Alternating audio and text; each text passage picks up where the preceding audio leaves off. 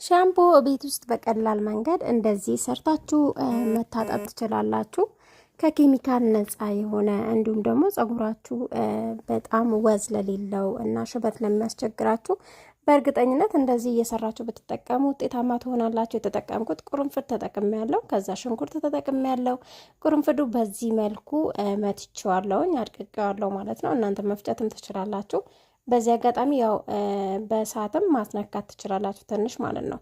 ከዛ በኋላ እዚች ጋር ቁርንፍዱን ዱቄቱንና ትንሽዬ አንድ ማንኪያ ቡና ተጠቅሜ ከዛ ሙቅ ውሃ ጨምሬ ለ30 ደቂቃ አስቀምጬዋለሁ። ከ30 ደቂቃ በኋላ ሽንኩርቴን በዚህ መልኩ እንትን ብየዋለሁኝና እፈቀፍቀዋለሁን ውሃውን ጨምቄ አውጣዋለሁ ማለት ነው። ሰብስክራይብ ግን አድርጉኝ፣ አበረታቱኝ እና ሰብስክራይብ ለምታደርጉኝ አመሰግናለሁ።